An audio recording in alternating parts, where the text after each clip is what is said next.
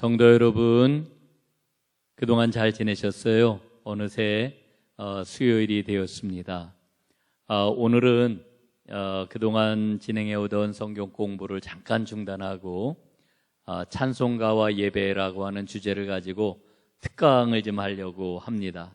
여러분, 오늘 공부를 시작하기 전에 찬송가를 좀 준비를 좀 해주세요. 지금 화면 앞에들 계실 텐데 가방에서 찬송가 꺼내시고 책상에 찬송가가 있는 분들은 찬송가를 가지고 오셔가지고 제 말씀에 좀 경청을 해주시면은 감사하겠습니다. 여러분, 세상이 온통 꽃천지지요.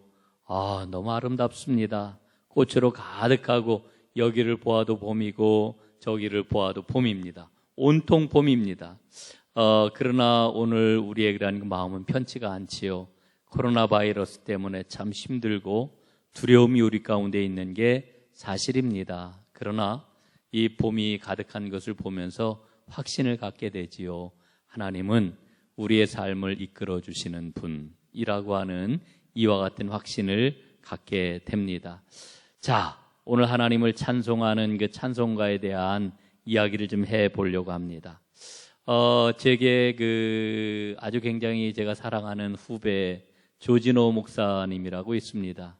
노래를 아주 굉장히 잘하는 성악을 전공한 그런 목사님이신데, 요즘 이 조진호 목사님이 목회자를 위한 교회 음악에 관한 글을 많이 쓰고 또 많은 그러한 음악적 안내를 잘 하고 있습니다. 그래서 그 중에서 제가 은혜를 받은 부분이 있어가지고 여러분들과 함께 예배와 찬송가라고 하는 그러한 부분을 좀 공부를 좀 하려고 합니다. 우리가 신앙생활을 하면서 음악을 빼놓고 신앙생활을 하기가 어려울 겁니다. 교회 생활 혹은 예배 생활 이야기를 할 때 음악을 빼고 어떻게 우리가 이야기할 수가 있겠어요? 그래서 교회 음악을 깊이 이해하고 정성껏 다루게 될 때에 교회는 더욱더 영적으로나 지성적으로나 혹은 감성적으로 더 풍성한 그런 신앙생활을 할 수 있으리라 이렇게 생각을 합니다. 교회 음악이 쓰이는 곳은 예배지요. 예배. 그리고 예배에 주로 쓰이는 교회 음악이 바로 찬송가입니다. 그래서 오늘 찬송가에 대해서 살펴보려고 하는 겁니다. 자, 먼저 성경 말씀 한 군데 찾아보도록 하겠습니다. 성경 말씀은 시편 96편 1절에서 2절 말씀입니다. 시편 96편 1절 2절. 한번 이 지금 온라인 방송을 보고 있는 여러분들 함께 한 목소리로 봉독을 했으면 좋겠습니다. 시작. 새 노래로 여호와께 노래하라. 온 땅이여 여호와께 노래할지어다. 여호와께 노래하며 그의 이름을 송축하며 그의 구원을 날마다 전파할지어다. 자, 여러분, 오늘 이 말씀을 보게 되면은 여호와께 노래를 하는데 어떻게 노래하라고요? 새 노래로 노래하라, 이렇게 지금 찬양을 하고 있습니다.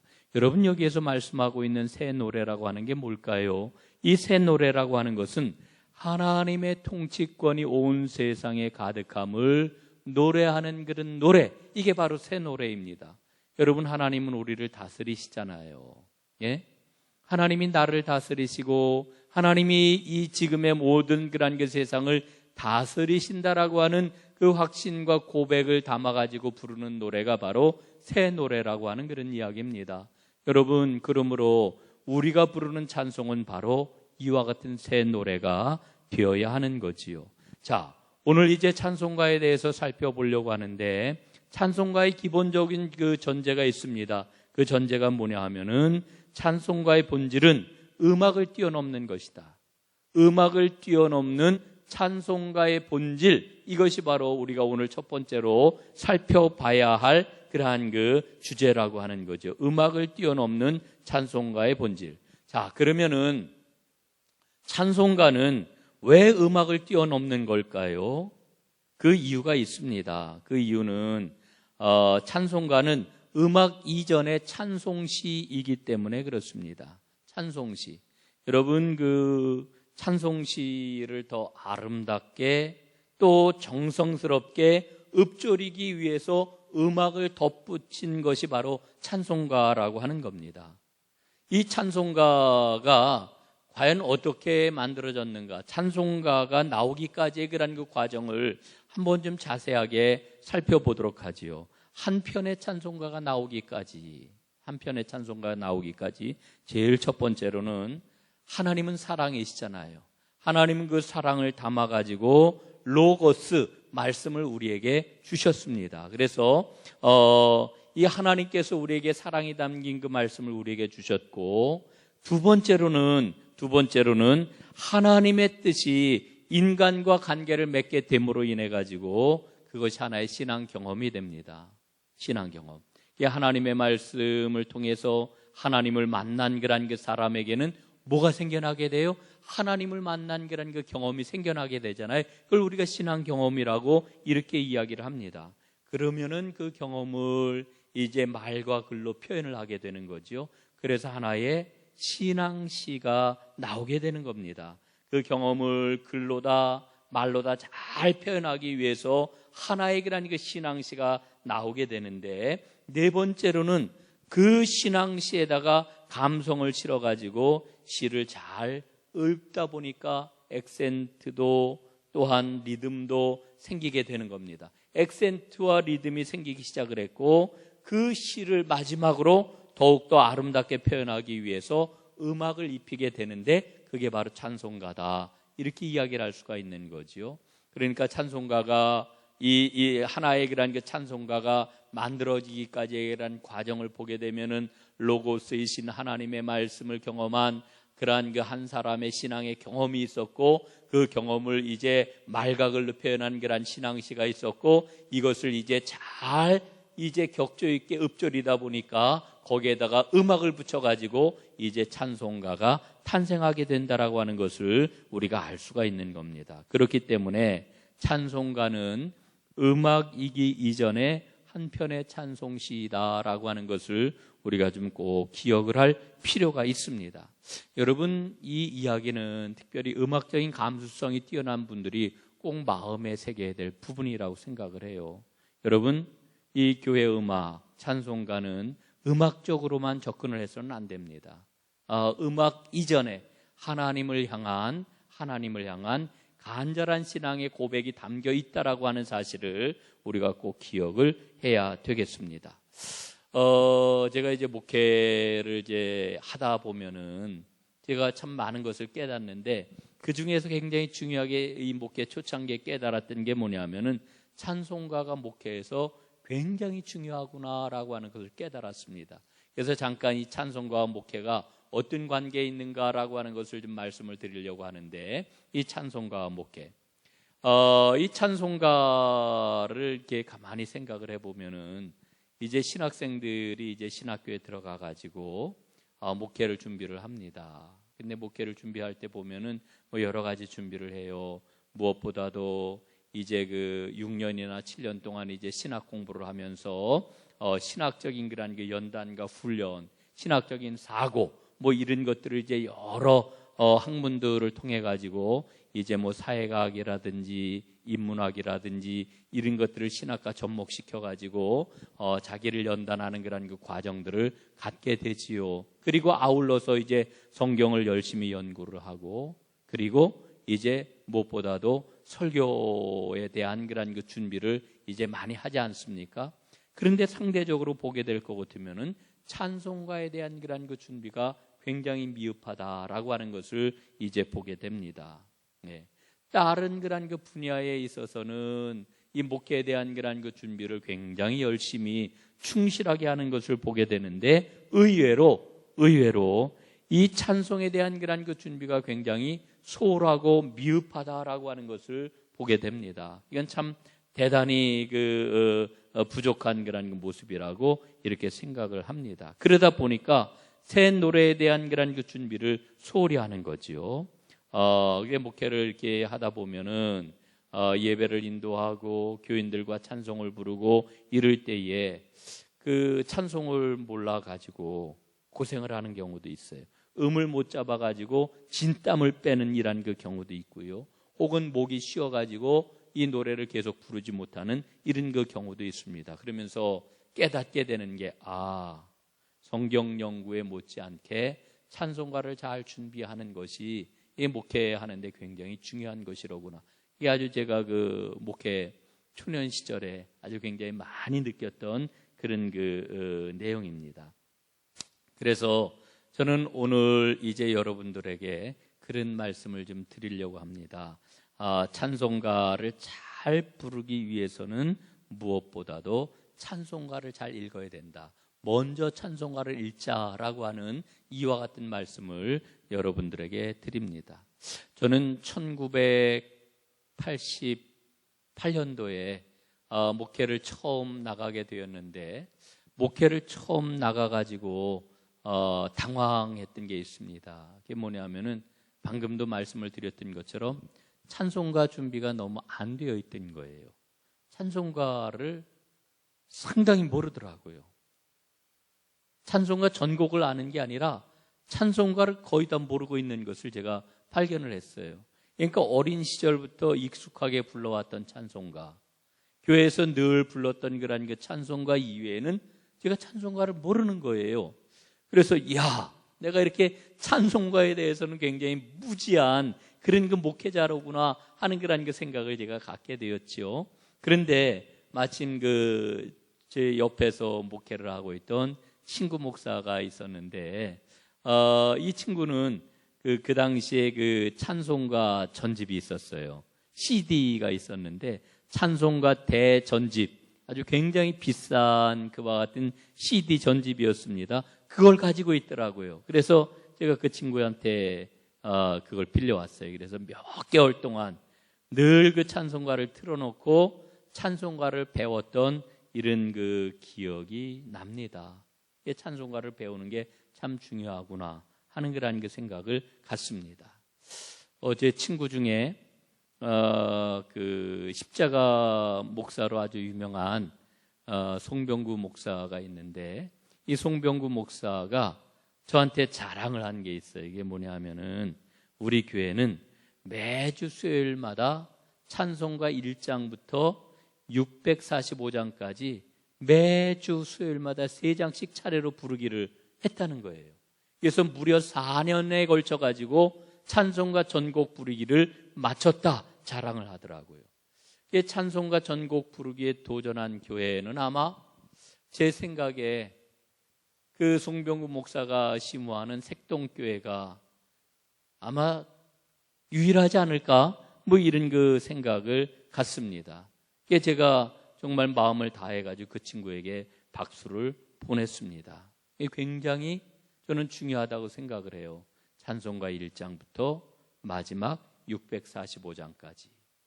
여러분, 사실 우리가 갖고 있는 이 찬송가는 인류가 가지고 있는 가장 훌륭한 악보집입니다. 가장 훌륭한 노래 모음집입니다. 영적으로, 음악적으로 가장 빼어난 그런 그 곡들을 모아놓은 최고의 그런 그 악보집, 이렇게 이야기를 해도 손색이 없는 그와 같은 그런 그 책이 오늘 우리가 갖고 있는 찬송가라고 이렇게 이야기를 할 수가 있는 거지요. 자, 오늘 여러분하고 한번 두 곡의 찬송가를 좀 불러보려고 합니다.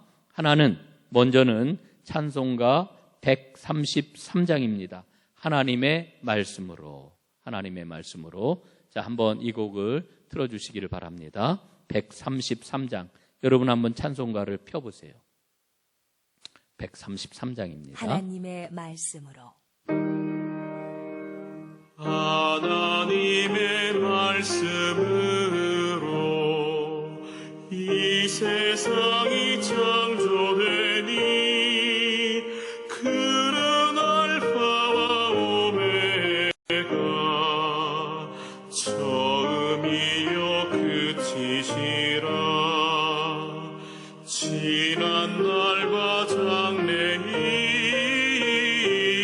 일을 모두 주관하시네.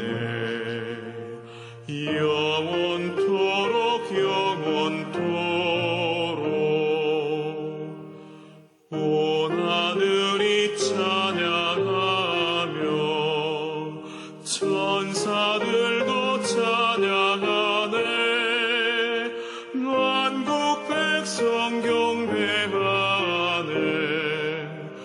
우리의 왕 하나님께 모든 입술 열어 찬양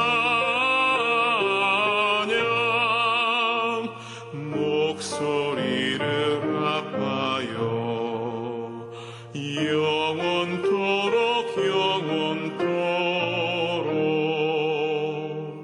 성부 성자 성령 주님 삼위일체 하나님께 감사 찬미 노래하며 끊임없이 찬양하리. 존귀 영광 주의 권세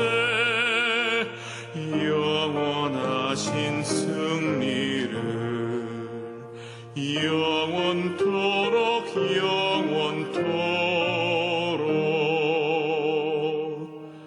아멘.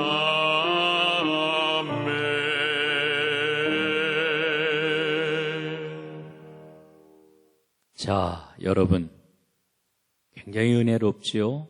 참 아름다운 찬양입니다. 그런데 여러분 아마 이 찬송 지금 함께 부르시면서 우리가 평소 부르던 찬송하고 좀 다르네? 아마 이런 그 생각이 들으셨을 겁니다. 그렇습니다. 이 찬송가는 4세기경 스페인에서 사역을 했던 아우렐리우스 프루덴티우스라고 하는 분이 쓴 찬송시를 11세기에 그레고리안 찬트 선율을 입힌 그러한 그 찬송가입니다. 그러니까 굉장히 오래된 우리 기독교 역사 속에서 아주 오래된 그러한 그 찬송가 가운데 하나다 이렇게 이야기를 할 수가 있습니다. 사실 우리가 가지고 있는 이 찬송가는 주로 영국이나 미국 교회의 복음주의 찬송가가 굉장히 이 찬송가 안에 많이 들어 있습니다.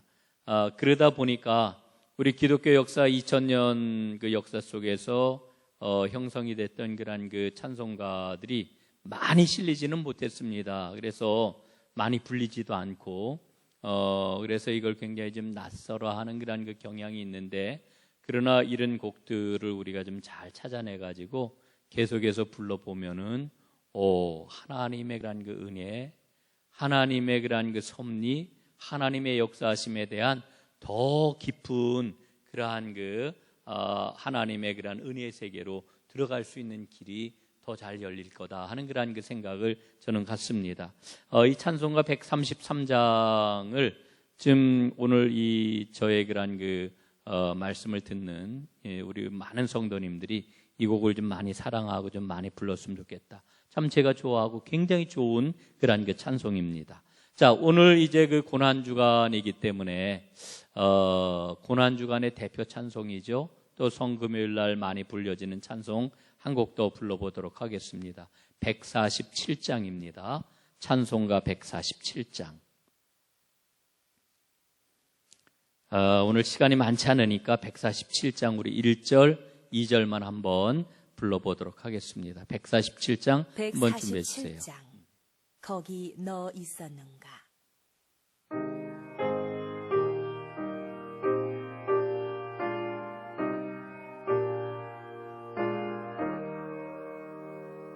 거기 너 있었는가? 그때에 주님 그 십자가에 달릴 때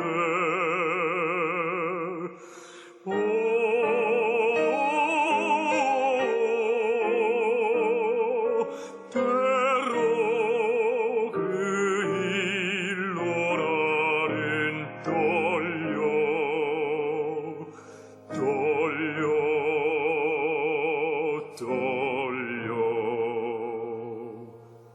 거기 너 있었는가? 그때에 거기 너 있었는가? 그때에 주님 그 나무 위에 달릴 때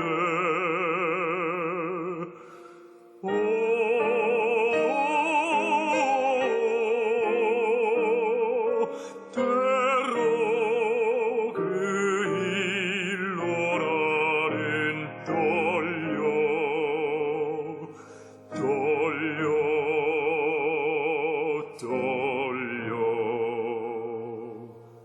거기 너 있었는가 그때에.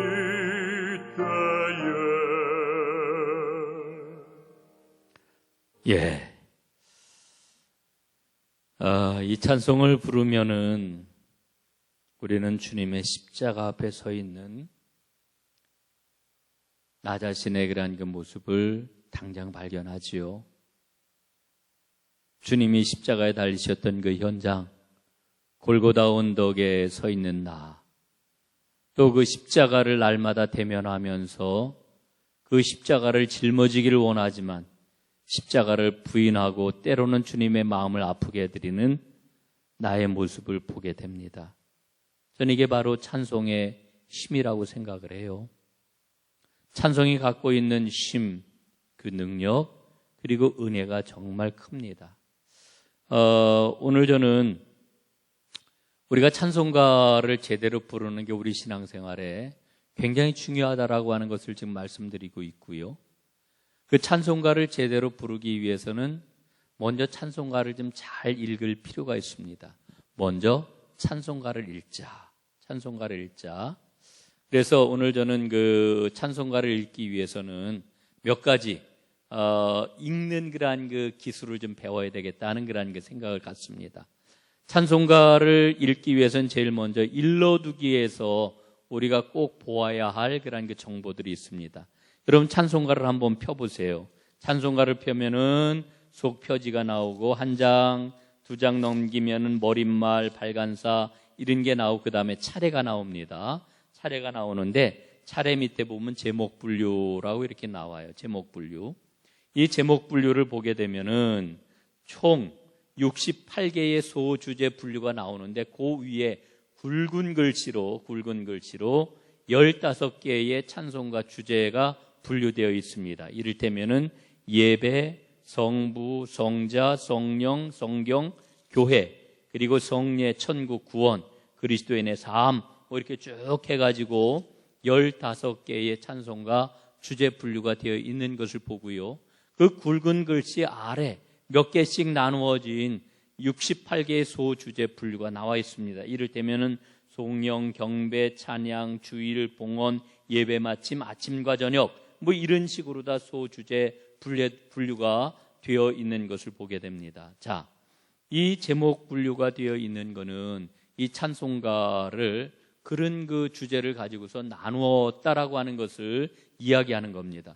여러분 찬송가를 어느 장이든지 한번 펴보세요. 찬송가를 펴면은 저 지금 186장을 폈는데 186장 맨 밑에 오른쪽 밑에 보면은 성령 강림이라고 하는 그러한 그 글씨가 거기 그 인쇄되어 있는 것을 보게 됩니다. 186장 성령 강림. 이거는 바로 성령 강림절에 부르는 그런 그 찬송으로 주제가 분류되어 있다라고 하는 것을 일러주고 있는 거죠. 이게 바로 이제 그 주제별 그 분류입니다. 그 다음 한 장을 넘기게 되면은 제목 차례가 나옵니다. 제목 차례. 이 제목 차례를 보게 되면은 가나다 순 이렇게 되어 있어요. 가나다 순. 그래서 가나다 순으로 이게 쭉 여러분 찬송가 첫 가사는 아는데 몇 장인지 모를 때에 바로 이 제목 차례 가나다 순으로 나와 있는 그러한 그 제목을 쭉 찾으면은 찬송가를 우리가 잘 찾아서 부를 수가 있겠습니다. 자, 그러면은 이제 찬송가 이제 각 장에서 우리가 읽어야 할 그런 그 정보들이 있습니다. 오늘 요걸 좀 중점적으로 말씀을 좀 드리도록 할게요. 자, 찬송가 한번 펴보세요. 한번 50장 한번 펴보실까요? 50장 제가 딱 피니까 지금 50장이 나왔습니다. 50장 찬송가 내게 있는 모든 것을 이게 바로 이 찬송가의 제목입니다. 이 찬송가 내게 있는 모든 것을 이렇게 보니까 그 밑에 성경 구절이 나와 있네요. 성경 구절. 누가복음 21장 4절. 이게 뭐냐면은 그 가난한 중에서 자기가 가지고 있는 생활비 전부를 넣었느니라. 이렇게 일러주고 있는데 이 성경 구절 제목 아래에 있는 성경 구절이 뭐냐 하면은 이 찬송가의 그런 그 내용을 압축해가지고 내용을 요약해주고 있는 그런 그 성경 구절입니다. 그러니까 찬송가 제목을 보고 거기에 나와 있는 그런 그 성경 구절을 쭉 읽어보게 될 것 같으면 이 찬송은 어느 주제를 갖고 있는 찬송이로구나. 어느 절기에 어느 교회력에 이 찬송을 부르면 좋겠구나. 찬송가를 선곡하고 고르는데 굉장한 도움이 되겠지요. 늘 찬송가를 부를 때마다 그 찬송가 제목 밑에 있는 성구들을 여러분들은 눈여겨 좀 보았으면 좋겠습니다. 자, 그 다음에 찬송가 그 작사가와 작곡자가 이 찬송가에 지금 기록이 되어 있는데요. 자, 50장 그냥 계속 펴놓고서 한번 보세요. 왼쪽에 보게 될 것 같으면은 한 가지를 말씀을 안 드렸네. 그 위에 보면은 괄호해 놓고 통 71이라고 하는 숫자가 있죠.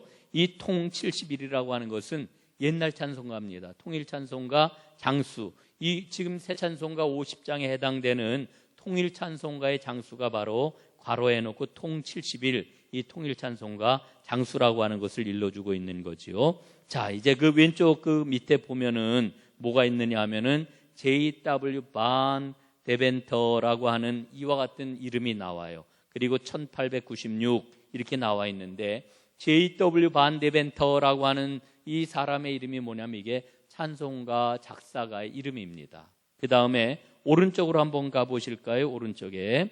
오른쪽에 보면은 밑에 W.S. 위든이라고 하는 이와 같은 이름이 나오죠.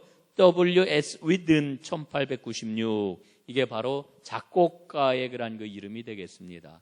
그러니까 이 찬송가 내게 있는 모든 것을 50장을 작사한 사람은 디벤터라고 하는 그런 그 작사가이고 그리고 위든이라고 하는 분이 이 찬송을 이제 작곡을 했구나 하는 것을 우리가 알 수가 있습니다. 여기에 그 1896이라고 하는 이 숫자는 이 찬송가가 만들어진 그런 그 해에 연도를 나타내주는 그런 그 숫자가 되겠습니다. 그러니까 작사가가 누구이고 작곡자가 누구이고 이 찬송가가 만들어진 그런 그 해가 언제이라고 하는 것을 알게 되면은 그 찬송가에 대해서 더 많은 정보를 알고 찬송가에 얽혀 있는 그런 그 스토리를 우리가 이런 것들을 통해 가지고 더 풍성하게 접근해 나아갈 수 있는 그런 그 기호가 될 수가 있겠다. 이렇게 말씀을 좀 드릴 수가 있는 거죠. 자, 그 다음에 우리가 좀 더 봐야 될 게 있습니다. 그게 뭐냐 하면은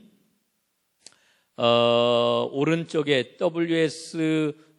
위든이라고 하는 이 작곡자 이름 위에 뭐가 있냐면은 서렌더라고 하는 그러한 그 글자하고 8787 REF라고 하는 이와 같은 글자가 나와 있는 것을 보게 됩니다.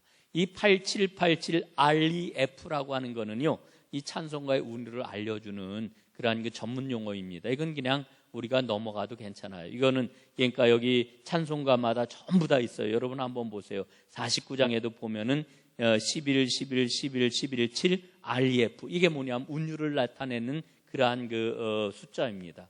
그래서 요거는 그냥 운율을 나타내는 그러한 그 숫자로구나. 요것만 알면 되겠고요. 그 다음에 이 서렌더라고 하는 게 뭐냐 하면은 이게 바로 이 찬송가의 공명입니다. 공명. 예. 여러분 찬송가가 우리나라에만 발행이 되는 게 아니잖아요. 미국에도 찬송가가 있고 영국에도 찬송가가 있고 일본에도 찬송가가 있고 독일에도 찬송가가 있고 아프리카 모잠비크에도 찬송가가 있고 중국에도 찬송가가 있습니다. 여러분 그런데 이 모든 찬송가에 그 실린 그런 그 찬송가들이 만약에 내게 있는 모든 것을 이라고 하는 이 찬송가가 만약에 미국 찬송가에도 실려 있다라고 하면은 미국 찬송가의 그런 그 제목이 뭐냐면 바로 서렌더라고 하는 게 이게 찬송가 진짜 제목이라고 하는 거예요. 이 진짜 제목을 알려주는 이와 같은 표기가 바로 작곡자 위에 오른편에는 운율을 나타내는 숫자가 있고 그 앞에는 이 곡의 진짜 찬송가의 공명, 고유한 공명이 있다라고 하는 거죠. 그래서 그 똑같은 그 찬송가를 찾으려고 하면은 바로 이 공명을 찾게 될 것 같으면은 세계 모든 나라의 그 찬송가에서 이 공명을 찾을 수가 있는 겁니다. 한번 요거를 좀 자세하게 좀 더 알아보도록 할게요. 자, 여러분 찬송가 108장 한번 펴보세요. 108장입니다. 그 어린 주 예수네요. 그 어린 주 예수. 그 어린 주 예수 눌 자리 없어 그 귀하신 몸이 구유에 있네. 우리가 잘 아는 성탄 찬송인데 여러분 이거하고 가사가 똑같은 찬송가가 또 하나 있어요. 114장이지요. 114장 한번 보십시오. 114장 그 어린 주 예수 그 어린 주 예수 눌 자리 없어 그 귀하신 몸이 구유에 있네. 가사가 똑같아요. 그러나 곡은 다릅니다. 곡은 달라요. 그래서 여러분이 108장을 보면은 공명이 어떻게 되어 있습니까? 108장에 보면은 작곡자가 두 명이 있네요. 작곡자 이름 위에 크레들 힘이라고 하는 크레들 신이라고 하는 이와 같은 그러한 그 원래의 그러한 찬송가 공명이 나오지요. 114장 한번 펴보세요. 114장에 보면은 작곡자 이름 위에 뭐라고 써 있습니까? 뮤엘러라고 하는 이와 같은 그러한 이 공명이 나와 있어요. 그러니까 이 두 곡은 가사는 같지만은 곡은 다른 그러한 곡이다. 이렇게 이야기를 할 수가 있겠지요. 자, 또 반대의 경우도 있습니다. 반대의 경우 곡은 같은데 가사가 달라요. 한번 좀 확인해 볼게요. 427장 한번 펴보세요. 427장 427장 마음 가난한 사람 마음 가난한 사람 복이 있나니 천국이 그들의 것임이요. 이런 찬송입니다. 자, 550장 한번 펴보세요. 550장 우리가 잘 아는 거지요. 시온의 영광이 빛나는 아침. 시온의 영광이 빛나는 아침 어둡던 이 땅이 밝아오네. 가사는 다른데 곡은 같아요. 그래서 이 곡을 보았더니 작곡자 위에 427장 뭐라고 써 있습니까? 웨슬리라고 이렇게 쓰여 있어요. 웨슬리. 그 다음에 550장도 보니까 작곡자 이름 위에 웨슬리라고 이렇게 쓰여 있습니다. 그러니까 이 공명은 두 곡 다 똑같이 웨슬리라고 하는 이와 같은 공명을 갖고 있는 것을 우리가 보게 됩니다. 그 찬송가가 외국에 있는 그 외국 찬송가만 있는 게 아니고 한국 찬송가도 있잖아요. 한국 찬송가는 어떨까? 한국 찬송가 여러분 436장 한번 펴보십시오. 예전부터 아주 굉장히 많이 불려졌던 그러한 그 찬양인데 나 이제 주님의 새 생명 얻은 몸 436장 보니까 지금까지 우리가 공부했던 대로 한번 이 436장 한번 보겠습니다. 성경 구절 눈에 보이지요? 통일 찬송가 몇 장인지 여러분 눈에 보이시죠? 작사자가 누구입니까? 작사자 이호운 목사님, 아주 유명한 그런 그 목사님이시죠. 목원대학을 세운 이호운 목사님. 1967년도. 작곡자가 누구입니까? 박태준 1967년도. 그 다음에 운율이 어떻게 됩니까? 6666DREF 이렇게 운율이 나와 있어요. 자, 그러면은 나 이제 주님의 새 생명 얻은 몸이라고 하는 이 436장의 공명은 뭡니까? 주와 함께 살리라. 그렇죠? 여기 보이죠? 주와 함께 살리라. 주와 함께 살리라. 이게 436장의 공명이에요. 주와 함께 살리라. 자, 하나만 좀 더 확인해 볼까요? 301장입니다. 301장.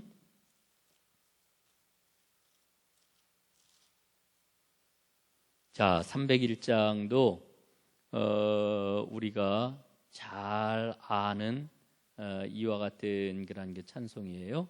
예. 지금까지 지내온 것. 그런데 여기도 보니까 작곡가가 누굽니까? 박재훈이라고 하는 분이네요. 박재훈. 1967년.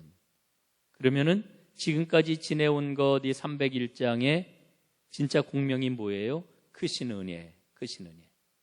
이게 공명입니다. 크신 은혜. 자, 이 한글로 다 되어 있는 이 크신 은혜, 혹은 아까 우리가 봤던 436장에 주 함께 살리라 라고 하는 이 공명은요, 미국 찬송가에 이 찬송이 실렸어도 공명이 어떻게 됐다고요? 주 함께 살리라 혹은 크신 은혜, 이게 바로 이 찬송가의 공명이에요. 그 한글로 다 쓰여 있는 것도 있겠지만은 영어로도 한글 음을 따라 가지고 주 함께 살리라 뭐 이렇게 번역을 해가지고 번역이 아니라 그대로 음을 살려가지고 제목을 실어놨다. 크신 은혜 역시 마찬가지로 이렇게 제목을 실어놨다라고 하는 거 제가 이제 말씀을 드립니다. 찬송가는 말씀을 드렸던 것처럼 인류의 가장 아름답고 위대하고 영적인 생명을 담은 노래책입니다. 요즘 그 찬송가를 많이 안 갖고 다니시기 때문에 찬송에 대한 그런 그 중요성이 좀 많이 떨어지는 것처럼 여겨지지만, 그럼에도 이 찬송은 주님의 교회가 계속될 동안 주님 다시 오실 때까지 계속해서 불려질 그런 그 노래입니다. 새 노래입니다. 그래서 우리가 찬송가를 잘 알고 이 찬송가를 통해 가지고 하나님 생명의 길을 걸어가는 게 너무나 중요한데, 우리 전년교회 모든 성도님들은 더 기쁘게 그리고 더 깊이 이 노래를 부르면서 주님께로 나아가는 하나님의 사람들이 다 되었으면 좋겠다 해서 오늘 제가 여러분들과 함께 찬송가와 예배라고 하는 그런 그 주제를 가지고 찬송가 이야기를 했습니다. 함께 해주신 여러분 감사드리고요.